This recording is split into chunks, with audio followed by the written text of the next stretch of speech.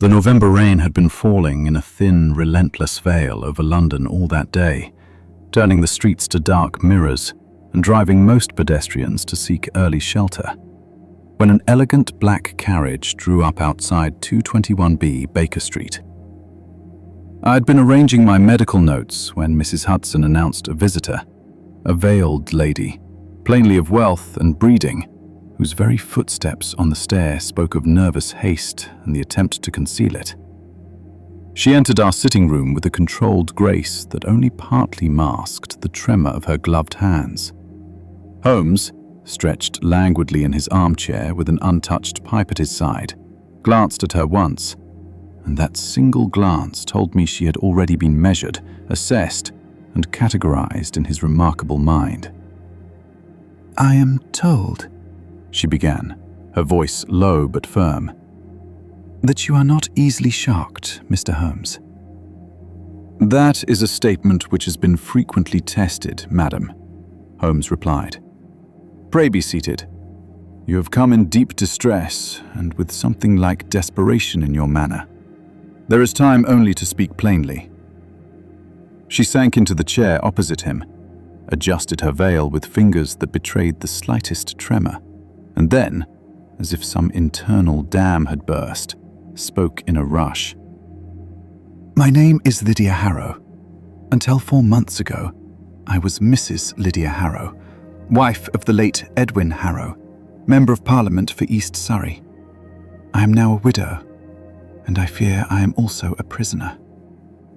Before I continue with this remarkable case, please subscribe to Detective Sherlock if you haven't already. Your support allows us to keep bringing these mysteries to you. Now, let us proceed. Holmes inclined his head. "A prisoner, Mrs. Harrow. Yet you are here and not under lock and key." "A prisoner of fear," she said. "Of scandal. Of a man who knows too much and can destroy what remains of my life with a few sheets of paper." "Blackmail," Holmes said at once. "You chose your title well, Watson," he added aside, "when you later set this among my more curious experiences." Mrs. Harrow stiffened at the word. "Yes," she whispered. "Blackmail. But not for what you think. I am not, Mr. Holmes, a woman with lovers or sordid secrets. My sin is not of the kind those men usually trade on. My sin was honesty, once, and my punishment has been ongoing." Holmes steepled his fingers beneath his chin. "Begin with your husband." "Edwin Harrow was a brilliant man," she said. "Brilliant and hard. He rose from nothing, from a clerk in a shipping firm to a partner, then to Parliament. He believed that weakness was the only unforgivable vice. He was proud of having no vices himself. No drink, no gambling, no women, no secrets. At least, that is how he told the world the story." "And how did he tell it to you?" Holmes asked. For the first time, something like anger entered her voice. "He told me nothing. I married him when I was 19. He was nearly 40. I admired him then. I believed his story of triumph, of a poor boy who fought the world and won. I believed it until the morning I found the letters." Holmes's eyes flickered. "Where?" "In the false bottom of his dispatch case," she said. "He had left it open in his study, a thing he never did. He was in the house. I came seeking a sheet of paper and, in doing so, discovered that the case was deeper than it appeared. There was a small brass catch. I pressed it. The panel lifted. Inside, I found evidence." She paused, visibly steadying herself. Holmes did not hurry her. "Evidence of what, Mrs. Harrow?" "Of theft," she said simply. "Of bribery, if you prefer a more polite word. Letters from a shipping magnate named Sir Aubrey Collingwood. Letters from my husband, figures, percentages. There were contracts in which it was clear that Harrow, as a member of Parliament, promised to support certain bills, oppose others, and direct contracts, all in exchange for consulting fees and silent partnership dividends. Edwin Harrow, who told the public he was incorruptible, had been selling that incorruptibility by the pound. And you confronted him, Holmes surmised. I made the mistake of speaking, she said bitterly. I imagined that he would be ashamed, that he would burn the letters and change his course. Instead, he was furious that I had found them. He accused me of spying, of female curiosity. He said I did not understand how the world truly worked, that everything he did was only what other men do, but better. And what did you do? I told him that if he did not destroy those papers and withdraw from those arrangements, I could not remain married to him. I told him he was betraying his constituents, his oath, and my respect. That last part seemed to enrage him most. He shouted that without his name I was nothing, that if I dared leave him, he would ruin me socially. He had power. I had none. She pulled in a shaky breath. For weeks, we lived as enemies under the same roof. Then, 4 months ago, he died. Holmes leaned forward slightly. Describe his death. He was found in his club, she said, the Trafalgar Club, in one of the reading rooms. The papers reported that he died of a sudden stroke, slumped in his chair with a newspaper in his hand. There was no inquest. The club doctor signed the certificate. The family solicitor arranged everything quickly. The funeral was prompt, the eulogies glowing. Edwin Harrow, the incorruptible reformer, taken too soon. And your suspicions? Holmes asked. My first feeling was not suspicion, Mr. Holmes. It was relief. That shames me to admit, but it is the truth. I believed that his death had at least ended his corruption. I believed that the letters died with him in that hidden compartment. But they did not. No, she said, and her voice dropped to almost a whisper. 2 months after his death, I received the first letter. There was no signature, only a single initial, M. It contained, folded inside, a copy of one of the documents I'd seen in his dispatch case. A letter from Sir Aubrey Collingwood to my husband, confirming a payment and naming specific political favors. The note attached said only this: Your late husband was a wise man, Mrs. Harrow. He understood that some things are best left in the hands of those who know how to profit from them. You may purchase their continued secrecy for the modest sum of £5,000. Consider what Edwin would have desired. Reply to the address below, with cash. Dr. Watson, I could not suppress an exclamation. £5,000! That is not a modest sum to anyone. Indeed, Holmes said. And you suspected that M somehow had obtained access to your husband's hidden compartment? More than suspected. The second letter contained a full list of the documents my husband had kept hidden. Specific dates, amounts, names, locations. The writer clearly either had the papers in his possession or had seen them. He threatened to send copies to the newspapers, to my husband's political rivals, to Sir Aubrey's enemies unless I paid. He wrote, The sins of the husband may fall on the widow. Edwin is beyond disgrace. You are not. And you came here rather than pay, Holmes observed. She looked ashamed. At first, I delayed. I told myself this was some grotesque mistake. Then, 3 days ago, I received a third letter. This one contained not merely copies, but the original of a letter in my husband's own hand. The ink, the folding, even his scent seemed to cling to it. The note said, This is merely one piece of what I hold. Imagine what interest the press would have in the rest. £5,000 will seem cheap when your name is dragged through every gutter in London. Holmes tapped the arm of his chair. And you have no idea who this M might be? None. My husband's circle was large. He had political allies, business partners, enemies. The initial could be any of dozens. And I have no training in such matters. I only know that if those letters become public, my husband's name will be tarred forever. Everything he built will be painted as a lie, and they will say, his wife must have known. Holmes closed his eyes for a moment, his fingers steepled, then opened them again with decision. Mrs. Harrow, you did right to come to me. This blackmailer must be found and his cache of documents destroyed. You will, of course, send him nothing. She stared at him. You can help me? I can attempt to dismantle this man as completely as he hopes to dismantle you, Holmes said.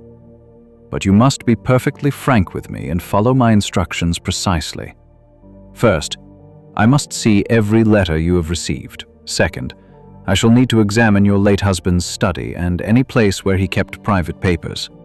Third, I must know the name of the solicitor who handled his affairs and the circle of men closest to him in his final years.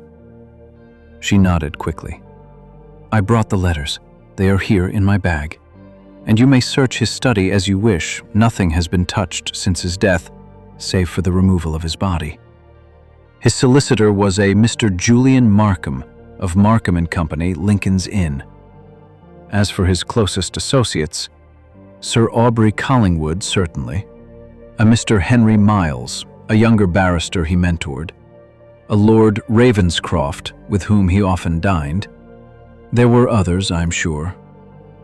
Holmes took the letters and examined them with minute attention, while I observed Mrs. Harrow more closely. She was indeed a handsome woman, though grief and strain had etched themselves into the fine lines at the corners of her eyes and mouth. There was an intelligence in her gaze, and a certain moral steel in the set of her jaw that made me believe her when she claimed honesty as her primary fault. The stationery, Holmes said presently, is cheap, purchased in bulk. The ink is common. The handwriting is disguised, but not professionally so. The writer is right-handed, highly educated, and accustomed to composing formal documents. But here he strains to appear crude, which gives him away. Note the formation of the letter R, Watson. It appears in the salutation and in the word regards in the second letter. That is a lawyer's R, trained into the hand by years of drafting. Our blackmailer is no common criminal. He is a man of the professions. Mr. Markham, I suggested. Possible, Holmes said. But we must not rush to conclusions. Many men in the legal and financial spheres write such an R. However, what interests me most is not the handwriting, but the knowledge evidenced in these letters. Our blackmailer knows exactly which documents Edwin Harrow possessed and where they were kept. Either he found them after Harrow's death, or he had access before. He looked up sharply. Mrs. Harrow, who first handled your husband's effects after his death? Who was allowed into his private study? Mr. Markham arrived almost at once, she said. The club sent for him. He managed everything, the removal of Edwin's personal papers, the reading of the will, the arrangements. I was in no state to attend to details. Did you see your husband's dispatch case after his death? No. Mr. Markham took charge of all his legal and business papers. He said they were safer in his firm's strong room until matters could be sorted out. Holmes's eyes gleamed. Indeed. And did anyone else have a key to that case while your husband lived? Not to my knowledge. Edwin guarded it closely. He carried it to the house, to his office, even on holidays. It was never left unattended, until the day I found it open. Holmes nodded slowly, as if confirming something in his own mind. Very well. The next step is obvious. We must visit Markham and Company, and then your house. Watson, fetch your coat. Mrs. Harrow, I shall escort you home this evening and begin my examination of your husband's study at once. Tomorrow morning, I shall call on Mr. Markham. By then, I hope to have some preliminary impressions to guide our inquiries. The Harrow townhouse in Kensington was exactly what I would have expected of a rising politician of Edwin Harrow's type. Impressive, but not ostentatious. Its furnishings tasteful and expensive without tipping into vulgar display. We were shown into the late Mr. Harrow's study, a room that seemed to vibrate with the lingering presence of its former occupant. The air carried faint scents of cigar smoke and ink, leather, and papers. The desk was a massive mahogany piece with many drawers and pigeonholes, its surface cleared of personal items, but still bearing faint indentations where weight had rested for years. Holmes moved through the study like a bloodhound, drawn by invisible scents. He examined the desk, locating easily the false-bottom compartment Mrs. Harrow had described. It was empty now, no letters, no contracts.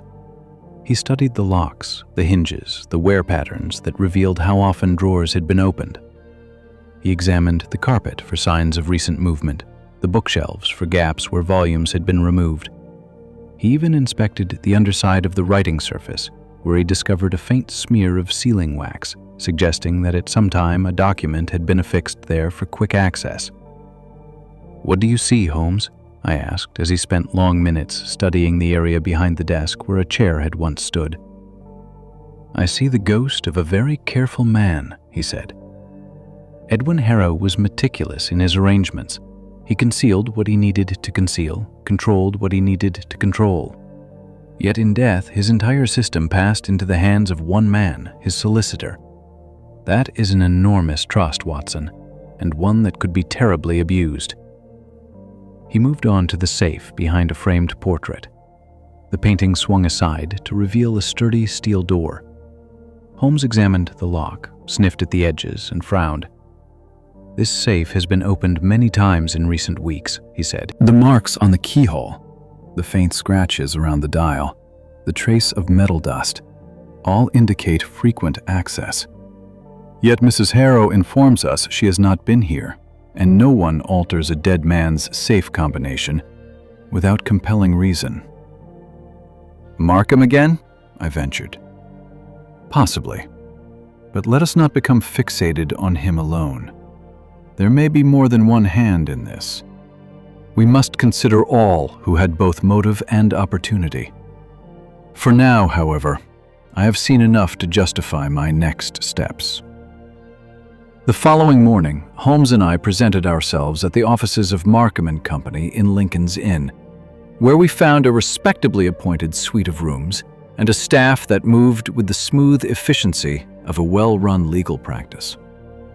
Mr. Julian Markham received us in his private office, a man in his late 40s with carefully groomed hair, a precisely cut beard, and eyes that smiled without ever fully revealing their owner's thoughts. "Mr. Holmes," he said, rising to shake hands, "I confess I am surprised to see you. I had not expected our work at this firm to rise to the level of your distinguished attention. How may I be of service?" Holmes wasted no time. "We are investigating an attempt to blackmail Mrs. Lydia Harrow," he said. "The blackmail is based upon certain documents that were once in the possession of her late husband. Documents describing arrangements between Mr. Harrow and Sir Aubrey Collingwood, among others. I am given to understand that you, Mr. Markham, were entrusted with the care of Edwin Harrow's papers after his death." Markham's expression shifted only slightly, a tightening around the eyes, a faint compression of the lips. "That is correct. As Mr. Harrow's solicitor, it fell to me to manage his estate. His personal papers and legal documents were transferred to our strong room for safekeeping." "And have any of those documents gone missing?" Holmes asked mildly. "Missing? Certainly not," Markham said with palpable indignation. "We keep meticulous records. Every document is logged and secured. Holmes smiled thinly. "Then you will have no objection to providing me with a list of all documents removed from Mr. Harrow's personal study by your firm, along with the dates of their removal and the names of those who handled them." Markham hesitated. "That would be highly irregular, Mr. Holmes. We have duties of confidentiality toward our clients." "Your client is dead," Holmes pointed out, "and his widow is being blackmailed using those very documents. It is precisely your duty of care that compels this inquiry. Unless, of course, you would prefer Mrs. Harrow to bring her concerns to the Law Society and to the press, where questions might be raised about your firm's security practices." Markham's composure cracked for an instant. He swallowed, then forced a smile. "There is no need for threats, Mr. Holmes. I am as eager as anyone to see this blackmailer brought to justice. I will have my clerk prepare the list you request." Over the next week, Holmes systematically dismantled the blackmailer's operation. The list from Markham's office, combined with his own keen observations from the Harrow residence and interviews with Sir Aubrey Collingwood, Henry Miles, Lord Ravenscroft, and others, painted a vivid picture. Mr. Markham himself was not the blackmailer, though he had unwittingly made the crime possible. The documents from Harrow's study had indeed been moved to the firm's strong room, but they had been catalogued by a junior partner, one Mr. Charles Melrose, a man in his mid-30s with a promising career ahead of him, a reputation for sharpness in negotiations, and a recently acquired taste for expensive living. Melrose, Holmes discovered, had noticed the highly compromising nature of Edwin Harrow's secret papers. Unlike Markham, who viewed them as mere legal liabilities to be managed according to professional protocols, Melrose saw them as an opportunity, a treasure trove of leverage over powerful men. When Harrow died, Melrose realized that the only person with both knowledge of the documents and reason to fear their publication was the widow. He began sending her letters, using copies he had made during the cataloging process as his proof. But Melrose had grown bolder. He had not limited himself to Mrs. Harrow. He had used other documents to extort quiet payments from Sir Aubrey Collingwood and two other businessmen whose names had appeared in Harrow's clandestine deals. The blackmail scheme had expanded rapidly, drawing in ever greater sums. It was only when he turned his attention to Mrs. Harrow, whose fear made her both tempting and vulnerable, that his activities had drawn notice. Holmes proved all this through a combination of meticulous document analysis, careful interviews, and one daring move that, in hindsight, stands as a classic example of his audacity. He arranged for Mrs. Harrow to send a faintly encouraging reply to the blackmailer's last letter, suggesting that she was considering payment but needed proof that all documents would indeed be surrendered. She requested a meeting under specific conditions. The blackmailer, greedy and flushed with previous success, accepted. The meeting was arranged in a private room at a quiet hotel near Kensington. Holmes and I, along with two plainclothes officers from Scotland Yard, were concealed behind a thin partition, able to see the entire scene through a cleverly positioned mirror. Mrs. Harrow sat alone at a small table, a leather bag before her that appeared heavy with banknotes, but in fact contained cleverly cut bundles of paper. At precisely the appointed hour, the door opened and Charles Melrose entered, disguised with only the barest effort. A different coat, a hat pulled low, a mustache that could have been removed with a single tug. He sat opposite Mrs. Harrow, his eyes darting to the bag first, then to her face. "You have the money?" he asked.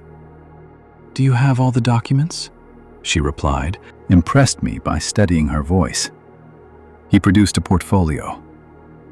"Every letter, every contract, every note your husband ever kept. Once I have this bag, they are yours, and so is your safety." It was at that moment Holmes stepped through the partition, his presence like a knife slicing through the pretense. "Your safety, Mr. Melrose," he said, "is another matter entirely." The expression on Melrose's face was, I confess, almost satisfying to witness. Terror, rage, disbelief, and finally resignation all passed through his features in the span of a few heartbeats. Faced with the evidence Holmes had prepared, records from the firm showing his access to the strong room, witnesses who had seen him copying documents, banking records that revealed sudden, unexplained deposits, Melrose saw that denial was useless. His confession, when it came, was less an act of contrition than an attempt to negotiate leniency. He claimed he had never intended true harm, that he had only sought what the world owed him for his cleverness and hard work. Holmes was unmoved. "You chose to prey on a woman whose only crime was discovering her husband's corruption," he said. "You exploited the fear of powerful men, not to bring them to justice, but to profit from their misdeeds.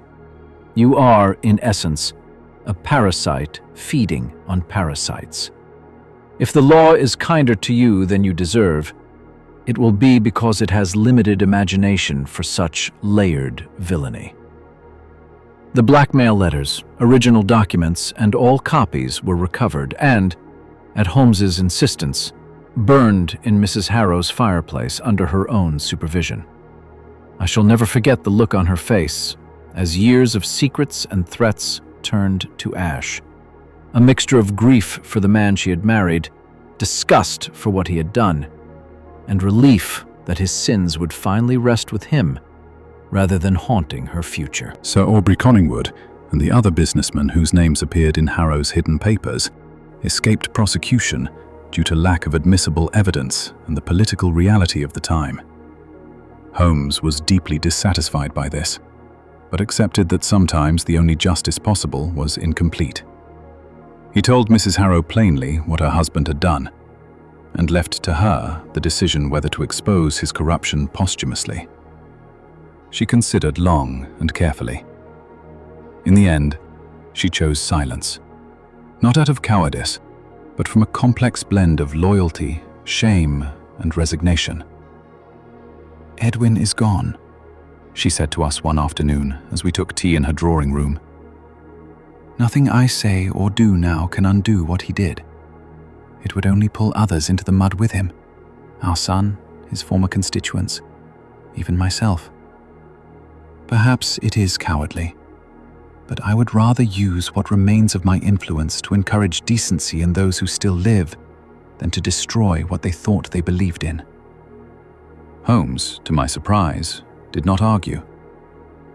"The law deals in facts and consequences," he said, "but individual duty is more complex. Your choice is your own, and you will live with it. That is more than can be said for your husband, or for Melrose. Their decisions have been taken from them." Melrose was sentenced to a term of imprisonment commensurate with the scale of his crimes, years rather than months. Markham and Company suffered a severe blow to its reputation, but Julian Markham himself was cleared of direct involvement in the blackmail, his only fault having been trusting the wrong subordinate with too much access. He implemented strict new controls over the firm's document handling and spent the remainder of his career, by all accounts, obsessed with security and ethics. Mrs. Harrow, freed from the immediate threat, gradually rebuilt her life. She sold the Kensington townhouse and moved to a smaller residence in Richmond, where I visited her once with Holmes some months later and found her engaged in organizing charitable work for the families of workers injured in industrial accidents. "If Edwin had been the man he pretended to be," she said to Holmes, "I like to think he might have done some good. Since he was not, I must try to do it in his name instead." Holmes admired her for that. He said so to me as we walked back toward the station afterward. "She is made of better material than either the man who blackmailed her or the man whose sins gave him the opportunity," he observed. "The widow's blackmail, Watson, turned out to be less about money and more about conscience. Melrose had none. Harrow had too little. And Mrs. Harrow has perhaps more than the world deserves. Would you have preferred she expose her husband? I asked. Holmes was silent for a long moment, his gaze fixed ahead on the railway lines stretching into the distance. As a believer in truth and justice, yes, he said at last. As a student of human nature, I understand why she did not. The law is blunt, Watson. Morality is not. One must sometimes accept that the best outcome attainable falls short of the best outcome imaginable. Widow's Blackmail remains in my notes as one of those investigations in which Holmes's brilliance was matched by his compassion. He did not merely unmask the criminal, he also shielded a woman who had been caught, through no fault of her own, in the crossfire of power and greed. It reminded me, as many of his cases did, that crime is seldom a matter of simple good and evil, but rather of choices made under pressure, of strengths and weaknesses exposed by circumstance. And it proved, once again, that blackmail is among the most insidious of crimes, not because of the secrets it holds, but because of the fear it wields, the way it turns victims into prisoners of their own pasts. Holmes, in breaking that chain for Mrs. Harrow, demonstrated not only his unmatched powers of deduction, but also his deep understanding of what it means to free a person, not just from a criminal, but from terror itself.